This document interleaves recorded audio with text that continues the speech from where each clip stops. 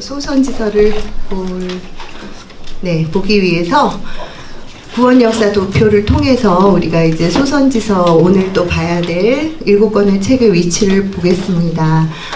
지난 시간에 보았던 것은 이제 우리가 대선지서를 다 읽고 다니엘서를 마치고 나서 호세아서로 소선지서로 넘어가면서 시대가 다시 분열 왕국 시대로 거슬러 올라갔었죠. 그래서 호세아, 아모스, 요나 이분들은 북이스라엘 여로보암 2세 시절에 활동했던 선지자이고 요엘서와 오바댜서는 시대가 불분명함으로 빠져 있는 것입니다. 그래서 지난주에 요 첫 번째 삼각형 북이스라엘에서 활동한 선지자에 대한 선지서를 봤었고요. 오늘 리뷰할 선지서는 요 가운데 삼각형 미나 합스 요 4권은 남유다 잔존 왕국이라고 하죠. 북이스라엘이 아수르에 의해서 722년에 멸망당하고 난 후 남아있는 유다 왕국에서 활동했던 선지서들입니다.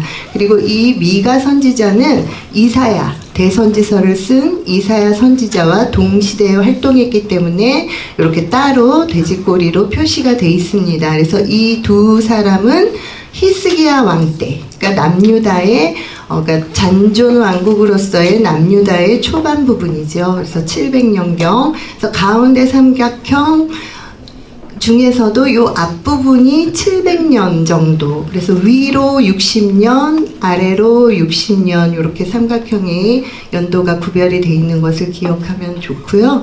그 다음에 나훔, 하박국, 스바냐 이렇게 세 선지서가 바로 요시야 왕 시절 예레미야 선지자와 동일한 시대에 활동한 남유다 선지서가 되겠습니다. 그래서 요 요나서와 나훔서가 같이 이렇게 화살표로 여기로 이어져 있는 것은 요나도 나훔도 아수르에 파송된 선교사였죠.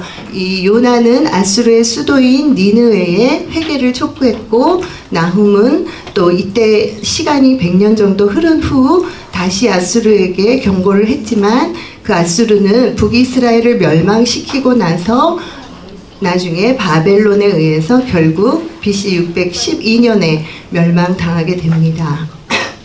그리고 마지막 소선지서 3권 이것은 포로 귀환 시대에 해당되는 선지서로서 이제 마지막 구약 성경의 마무리를 짓고 있습니다.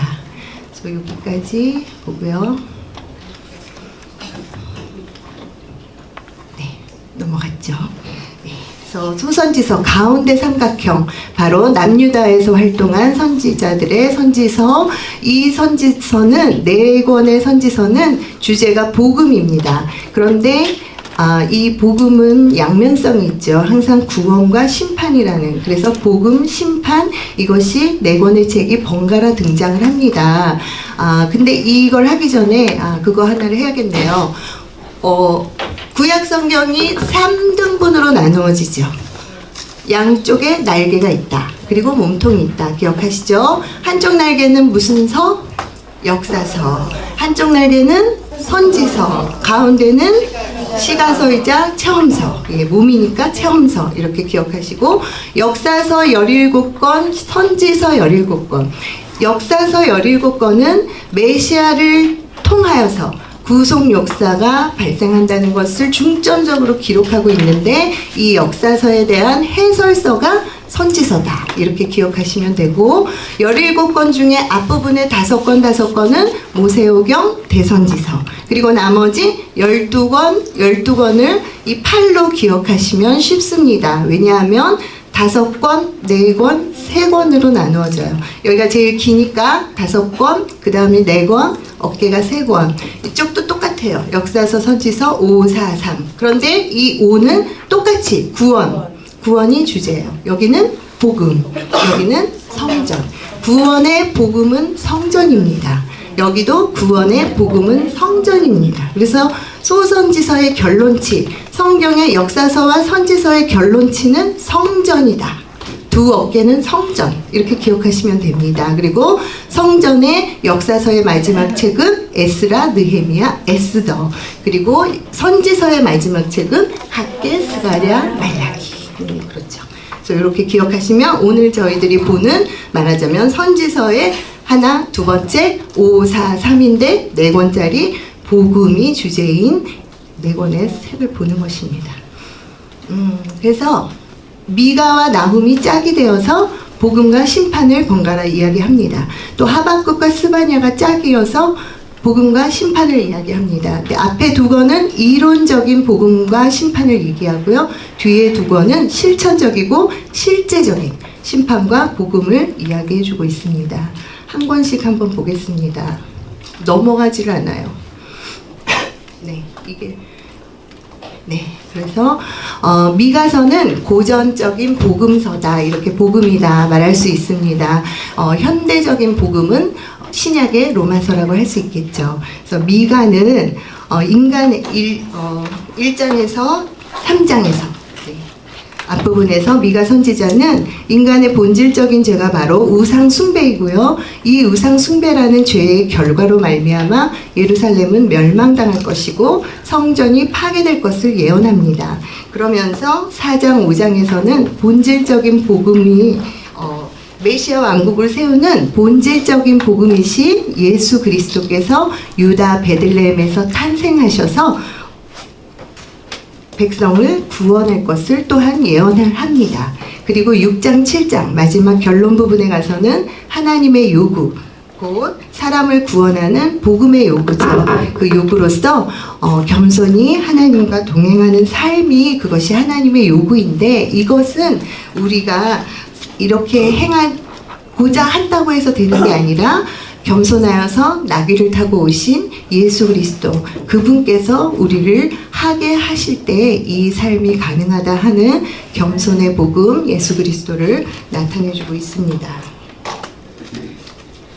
네. 그리고 심판을 이야기하는 나훔은 하나님의 공의로 기준이 되어서 하나님을 대적하는 바로 니느웨 백성, 이 니느웨는 멸망당할 것이다. 그런데 하나님을 의지하는, 그분께 또 의지하고 피하는 유다에게는 환난에서 구원하실 것이다 하는 것을 이야기합니다. 그래서 이렇게 악하고 음란한 세대의 대표주자인 니느웨가 아수르의 수도라고 했습니다. 이 니느웨가 멸망당한다는 것은 성도에게 있어서 아름다운 소식이 되어서 위로의 복음이 되는 것입니다. 그래서 하나님의 심판을 피할 수 없었던 아수르, 그래서 멸망당하게 됩니다. 그런데 100년 전에 요나를 통해서 회개했기 때문에 하나님의 사랑이, 구원의 사랑이 적용됐던 니느웨인데, 여기서는 멸망당하게 되는, 심판을 피할 수 없는 그 모습을 보여주고 있습니다. 하나님의 심판은 피할 수 없습니다. 그런데 마찬가지로 하나님의 사랑도 피할 수 없지요. 그래서 저와 여러분이 여기 있는 것이겠죠. 네, 그렇습니다. 네, 그리고 실천적인 복음으로서 하박국서가 등장을 합니다. 그래서 하박국 선지자는 하나님께 질문을 하게 됩니다. 악인의 형통과 의인의 고난이 왜 있습니까? 그랬을 때 하나님께서는 대답을 하시기를 의인의 믿음으로 답변을 해주십니다. 바로 이 부당해 보이고 악한 세상에서 의인은 믿음으로 살라는 것입니다. 그래서 악인의 형통과 의인의 고난은 묵시에 정한 때가 있어서 반드시 끝이 있다, 그 얘기를 하고 있습니다. 그에 대해서 하박국 선지자는 기도하며 의인의 고백으로, 어떻게 고백하죠? 너무너무 유명한 고백이죠. 무화과 나무 잎이 마르고 포도 열매가 없어도 뭘로 인하여서 즐거워해요? 여호와로 인하여 즐거워한다 하는 의인의 고백을 하게 됩니다. 그래서 하박국서는 복음 안에 있는 하나님의 의, 그리스도께서 믿음으로 살게 하시는 의인의 복음을 제시해주고 있습니다. 사실 악인이 형통하고 의인이 고난받는 것은 무척 부당한 일이죠. 부당한 세상에서 그러나 합당한 삶이 있다는 것입니다. 그것이 의인은 믿음으로 사는 것이다 하는 것이죠. 그런데 악인이 악으로 살고 죄인이 죄 짓고 사는 건 너무나 합당하고 당연한데 왜 의인이 죄를 짓고 살려고 하느냐, 죄인처럼 살려고 하느냐 하는 질문을 던지고 있는 것입니다. 그리고 이 하박국서에 의인은 믿음으로 살리라 하는 이 말씀이 너무나 유명하게 인용되어 있는 구절이 어디죠? 로마서 1장 17절이죠. 네, 아까 봤던 여기에 나와 있는데요. 로마서 1장 17절 너무나 유명하고 그 말씀 때문에 종교개혁을 일으켰죠, 루터가. 그래서 복음의 정의를 로마서 1장 17절은 얘기해주고 있습니다. 그래서 그리스도가 끝까지 믿음으로 우리를 살게 한다 하는 얘기고요. 갈라디아서 3장 11절에서는 복음의 삶을 제시합니다. 이것은 어떤 삶이냐? 내가 죽고 예수로 사는 삶을 얘기합니다. 그리고 히브리서 10장 37절에서 38절에서는 복음의 인내를 얘기하면서 용서하고 사랑하는, 그래서 믿음으로 사는 것이 하나님을 기쁘시게 하는 것이다 하는 것을 이야기하는 것이 그 하박국서 말씀을 인용한 신약 성경이 되겠습니다. 그래서 이제 또 이 실제적인 복음의 대조되는 실제적인 심판으로 스바냐서가 기록되면서 종말적인 심판이 있다 하는 것을 보여주는데요. 스바냐서는 이 하나님을 찾지도 않고 예배하지 않고 바알 우상을 섬기는 유다와 예루살렘 백성을 향해서, 그리고 또한 하나님의 백성을 무시하고 스스로 교만해진 열국에 대해서 반드시 심판하실 것이다 하는 예언을 합니다. 그러면서 하나님의 구원을 선포하시는데 하나님의 은혜를 따라서 택하심을 입은 남은 자가 있다 하는 이야기를 하고 있습니다. 그래서 여호와의 날, 크고 두려운 그 날의 심판을 예언하는데, 이 여호와의 날의 그 크고 두려운 날에 대한 소식을 들을 때 우리는 두렵고 떨리고 겸손해져서 구원의 멍에를 지신 예수 그리스도를 찾게 된다는 심판의 복음을 나타내주고 있습니다. 그래서 이 이전의 짝꿍인 하박국서의 결론치는 사람이 하나님을 기뻐하는 고백으로 마치게 되고요. 스바냐서는 하나님이 사람을 어떻게 기뻐해요? 잠잠히 사랑하시며 기뻐하시는 고백으로 결론을 내리고 있습니다. 네, 이제 마지막 소선지서 3권입니다. 어떻게 돼요? 구원의 복음은 성전입니다. 그래서 이 성전 어깨에 해당되는 3권, 학개, 스가랴, 말라기, 성전이 주제입니다. 그래서 학개는 참성전을 얘기하고 스가랴서는 거룩한 성전을, 말라기서는 뜨인 성전에 대해서 나타내주고 있습니다. 네. 그래서 성전 건축을 통해서 구원하는 그 구원을 설명해주는 책이 학개인데요. 포로에서 귀환한 유대 백성이 성전 재건을 하다가 중단된 상태에서 성전 재건축을 위한 도전과 격려로 학개서가 시작이 됩니다.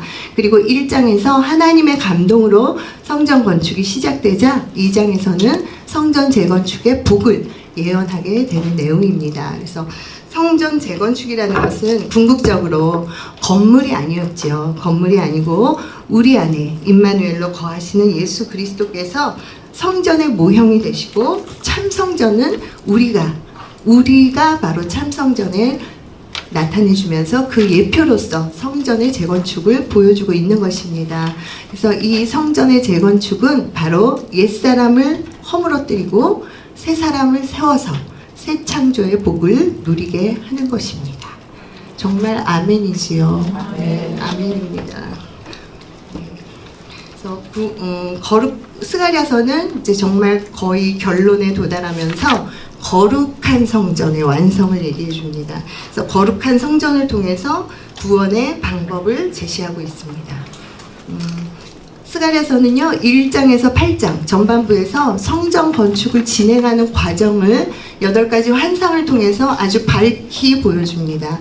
그 내용을 통해서 9장에서 14장의 후반부에서 거룩한 성전이 완성되는데, 이것은 예수 그리스도의 구속으로 말미암아 이루어진다 하는 얘기를 하고자 하는 것입니다. 그래서 성전 건축이라는 것은 궁극적으로 예수 그리스도의 일대기를 통한 복음이고요. 완벽한 복음을 스가랴서는 제시하고 있습니다. 그리고 또한 성전 재건으로 완성된 이 거룩한 성전은 바로 예수 그리스도께서 임마누엘 하시는 성도의 예표가 된다라는 이야기를 확증하고 있습니다. 네, 마지막 책, 구약의 마지막 책 말라기입니다. 그래서 말라기는 구원의 삶의 예배자를 이야기하고자 합니다. 그래서 성전, 아까도 계속 나온 얘기지만 성전 제거는 학개나 스가랴서를 통해서도 보면 건물을 재건하는데 의미가 있는 것이 아니고 바로 참 성전이, 사실은 이제 신약 시대의 교회가 더욱더 성전으로 예표되고 있는 것이죠.